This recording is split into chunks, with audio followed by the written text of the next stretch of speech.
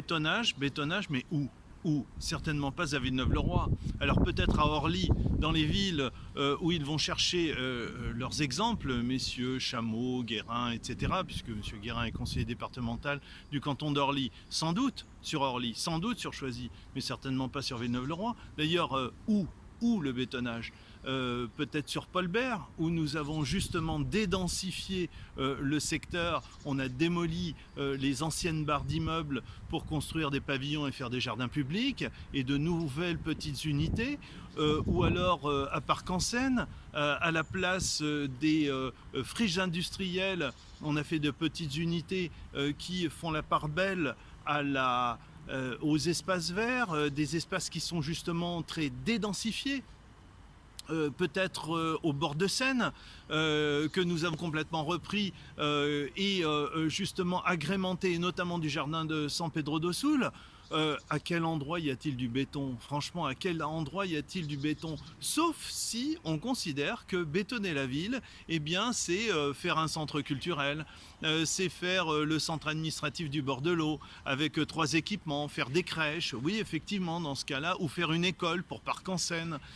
Mais je ne pense pas que ça puisse rentrer dans la rubrique du bétonnage. Donc, oui, bétonnage, il y a peut-être un endroit où il y a eu du bétonnage sur Villeneuve-le-Roi, c'est le secteur de la Grusie et des Giltins.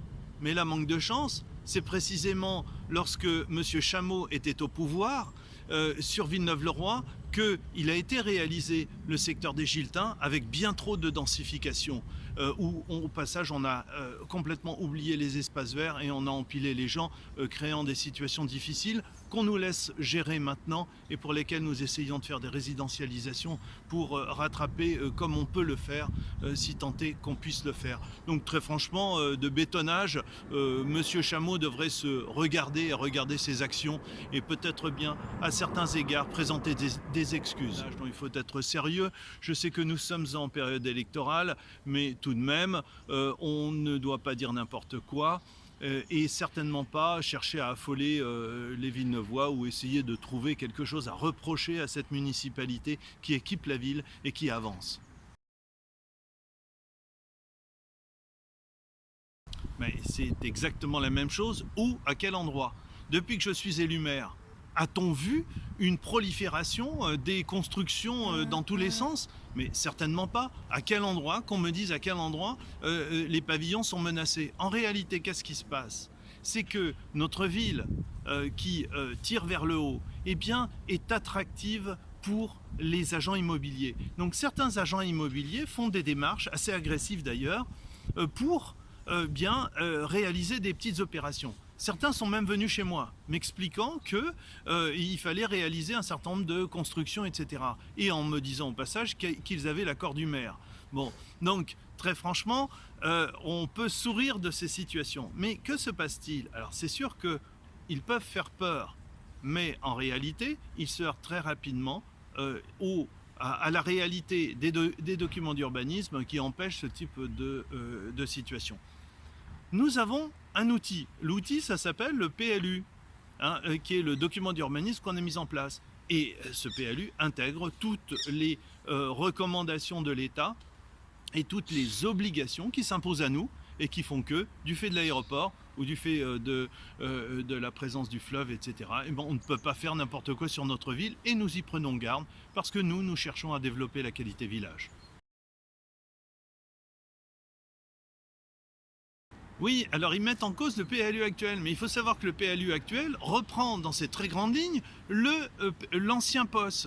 Donc où est le problème? On n'a fait que transposer une situation ancienne que nous devions rafraîchir dans la situation actuelle. Bon, et d'ailleurs, au passage, c'est une obligation légale. Donc, en fin de compte, il n'y a aucune menace particulière, pas plus avant que maintenant. Donc si vous voulez, on est dans une situation qui est largement figée sur Villeneuve-le-Roi. Au cas où l'opposition ne le saurait pas, il y a la présence de l'aéroport qui génère un certain nombre de contraintes d'urbanisme sur la plus grande part de notre territoire. Mais je note avec intérêt d'ailleurs qu'il véhicule un certain nombre de notions qu'il appréhende mal, ou pas du tout même, puisque d'ailleurs ils étaient complètement absents lors des discussions de ce fameux PLU lorsqu'on nous avons fait progresser la ville. Donc voilà la réalité. Alors, Ils commettent également une erreur qui est assez fondamentale, c'est qu'ils considèrent que à la Grusy ou au bord derrière la gare, là où nous avons fait une OAP, c'est-à-dire des orientations d'aménagement et de programmation, eh bien cette structure juridique, l'opposition, par méconnaissance totale, dit que c'est un outil pour justement créer des opérations de construction, etc., sur la Grusy ou derrière la gare. Mais pas du tout, c'est justement tout l'inverse.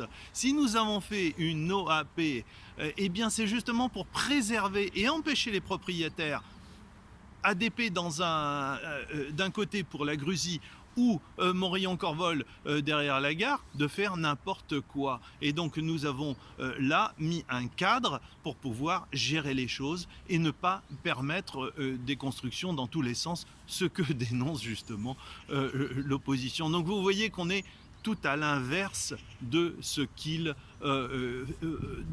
véhicule pour faire peur. Donc on est certes dans un cadre électoral, mais pour autant, on n'a pas le droit de dire n'importe quoi. Enfin, dernier élément, et peut-être pour conclure, eh bien franchement, on n'a absolument rien à voir à Villeneuve-le-Roi avec les principes développés sur Orly, Choisy, etc. Parce que très franchement, nous avons pris le contre-pied de toutes ces gestions qui, elles, bétonnent. Et c'est quand même un comble que ce soit M. Guérin, le conseiller départemental d'Orly, qui va chercher ses leçons à Orly, Choisy, etc., que ce soit M. Chameau qui suit fidèlement M. Guérin et qui, à chaque fois qu'on a abordé ces sujets, eh bien, eux cherchent à développer un autre type de logement, et notamment des logements sociaux. Très franchement, ce ne sont pas eux qui doivent donner des leçons. Nous cherchons à développer et à maintenir, à préserver et à tirer vers le haut notre ville, à en faire la qualité village, la faire vivre tous les jours.